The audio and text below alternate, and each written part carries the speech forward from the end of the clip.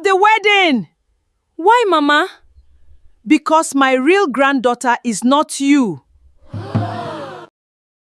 You are not my granddaughter. The old grandmother's voice echoed across the village square. The wedding drums stopped.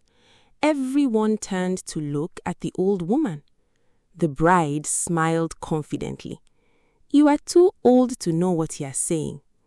The grandmother slowly raised one trembling finger and pointed at the bride. Then she whispered, "If you are really my granddaughter, show everyone the birthmark behind your left ear." The bride's smile disappeared.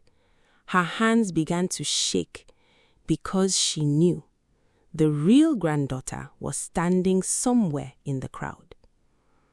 In the peaceful village of Umuagu lived twin sisters named Amara and Adana. They looked so much alike that even their own father sometimes called them by the wrong name. They had the same bright eyes, the same smile, the same voice. Only one thing made them different. Amara had a tiny moon-shaped birthmark behind her left ear. Adana did not. Their grandmother always laughed and said, "If I ever become blind, I will still know my Amara because of her little moon." The girls laughed every time she said it. As they grew older, their lives became very different. Amara was kind. She helped old people carry water. She shared food with hungry children. The whole village loved her. Adana was different.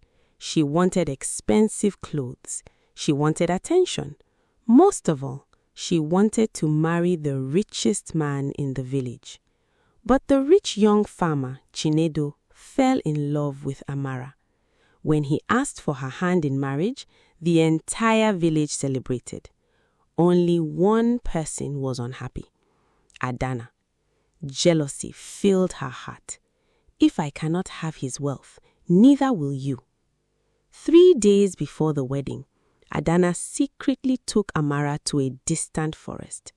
She lied. "I found beautiful wild honey. Come with me."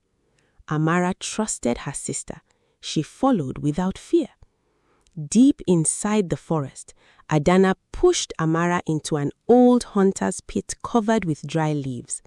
Amara screamed, but nobody heard her.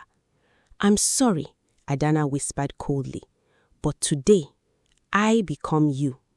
She hurried home wearing Amara's wrapper, beads, and headscarf.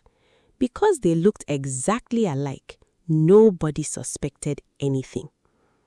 The wedding day arrived. The whole village gathered in the village square. Talking drums echoed through the air. Women danced. Children laughed. The groom smiled proudly at the bride he believed was Amara. Only the old grandmother looked troubled. She kept staring at the bride. Something did not feel right. The smile, the way she walked, the way she greeted people. Everything looked familiar, but something was missing. Just as the chief priest prepared to bless the marriage, the old grandmother slowly stood up. "Wait!" The crowd became silent. She walked toward the bride. "My granddaughter, come closer." Adana smiled nervously. "Yes, Grandma?" The old woman gently touched her face. Then she asked quietly, "Show everyone the little moon behind your left ear." Suddenly, the bride froze. Her smile vanished. Her hands began to shake because she knew the real granddaughter was standing somewhere in the crowd. At the same moment, a young hunter came running into the square. Behind him was a tired, dirty young woman. Her clothes were torn, leaves covered her hair. It was Amara. The hunter explained that he had heard someone crying from an old pit while searching for firewood. He rescued her just before sunrise. The entire village turned toward Adana. She fell to her knees. "I was jealous," she cried. "I wanted her life." The groom looked at her with sadness. You could never steal another person's destiny. The village chief ordered Adana to confess everything. With tears, she admitted her terrible plan. She begged her sister for forgiveness. Amara looked at her twin. Her heart was broken, but she remembered the lessons their parents had taught them. She quietly said, I forgive you, but trust must be earned again. The grandmother hugged Amara tightly. I knew my little moon would always bring you home. Everyone smiled through their tears. A few weeks later, the village gathered again. This time, the real Amara married Chinedu. There were no lies, no disguises, only joy, dancing, and laughter. As for Adana, she stayed in the village and worked hard to change her life. Little by little, she became kinder. She learned that happiness cannot be stolen, it must be earned. And every time the twins stood together, the children laughed and asked, Grandma, how do you still know who is who?